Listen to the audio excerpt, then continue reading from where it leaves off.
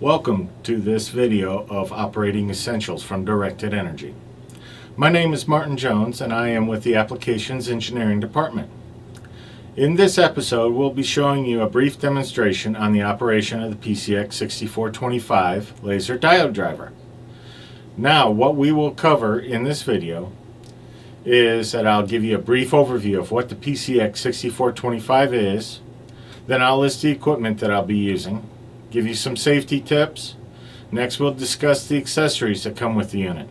Then I will show you a step-by-step physical test setup of the system. Next I will show you how to navigate the front panel screen. After the front panel I will begin a live demonstration. Last I will be discussing some common faults, what they mean and how to correct those faults. Now the PCX-6425 is an air-cooled, high-powered current source designed to drive laser diodes, bars, and arrays.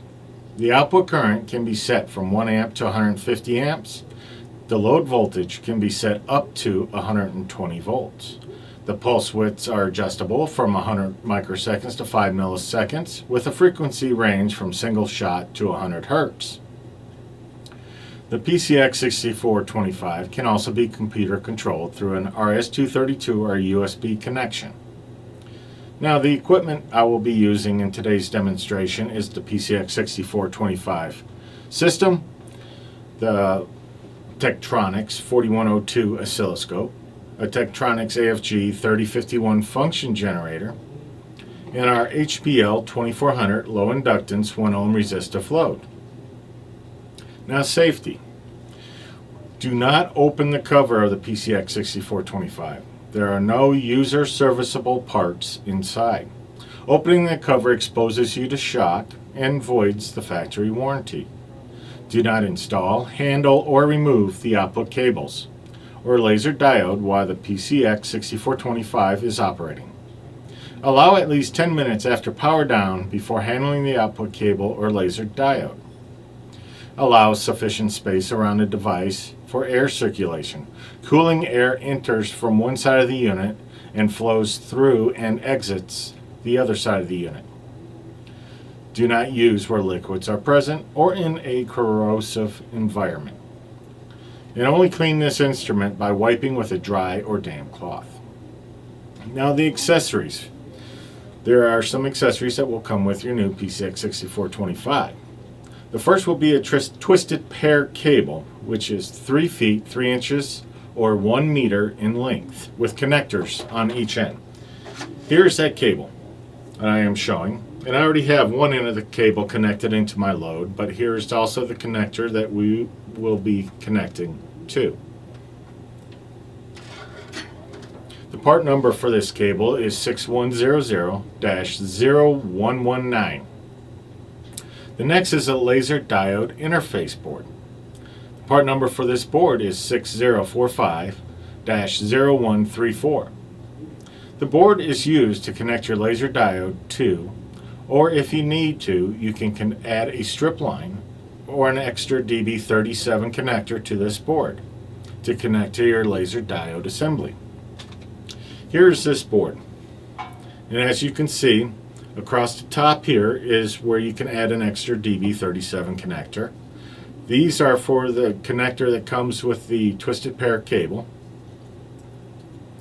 Down here, right here at the bottom, we got some spots where you can actually attach a laser diode directly to this board. And here we have where you can actually attach your laser diode to as well, or a strip line. And as you see, there's the negative and positive, which is clearly marked on this accessory board. You'll also get a set of keys for the key switch and a power cord. You can choose either a USA or European power cord. Now we're going to go ahead and show the physical setup. I'm going to pause for a second to show you the back panel. Now you can see the back panel. You can see the power entry module, the USB connector, and an RS-232 connector, which is set at 9600 baud, 8-bit, 1-stop bit, parity none, and flow control none. This cannot be changed. This is preset within the unit. There will also be a serial number on the back of the unit.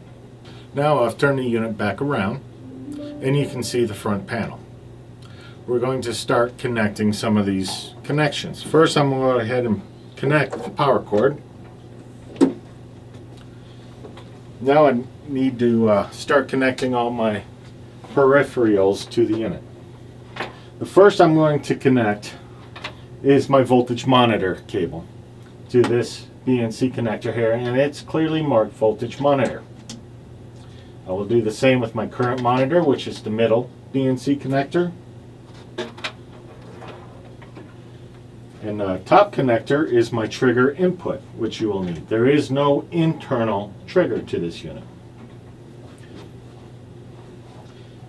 And now I'm going to connect my output cable, which you probably cannot see, but you will see in a moment. This cable can only go in one way, and we will latch in and so it does not accidentally fall out.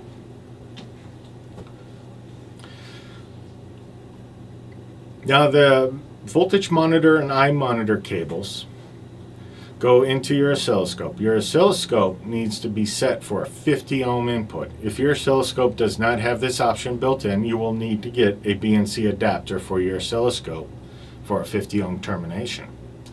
Your current monitor is a 20 millivolt per amp scaling, and your voltage monitor is a 50 millivolt per volt scaling. Now we have the physical setup completed. We're going to show you some of the manual control with the front panel. But first, let's turn the unit on. This unit will take approximately 3 seconds to boot up. Now you can see that the unit is up and running. And I'm going to show you a couple of the ways that you can adjust it. Right now you're seeing an interlock fault on the front panel. That is because my key switch is in the off position. To clear that, I need to turn it to the on position and push the home button, which is the blue button on the front panel. Now you can see on the front panel is very basic. You can see your set points and you can see your trip points. The trip points are points on the scale to where if they exceed or don't get to that specific voltage or current, it will set off a fault that you will have to clear.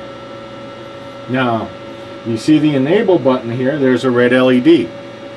That LED signifies that the unit is not enabled. Now to adjust this, we need to our encoder knob, and we just need to turn it, and as you can see I can scroll through different options. The first option is my I output. To change this, I'm going to push the encoder button in, wait for it to come up, and now you can see that I can now adjust my current by just turning the encoder switch. I can also change my resolution by pushing in the encoder switch. Now I'm going to go ahead and set this to 40 amps, hit the home button to set that current level. Now I'm going to scroll through again. Now here's the I trip. I can set this I trip and change the default setting. The default setting is usually approximately 10 amps above where your set point is. But if you choose to change that for extra room for safety, I can take this down to make sure that my unit will never go above 45 amps while running into your laser diode. And you push the home button and it sets it. Now I want to set my voltage. The output load I'm using is a 1 ohm load, so I got 40 amps, so I'm going to need to increase my voltage to 40 volts.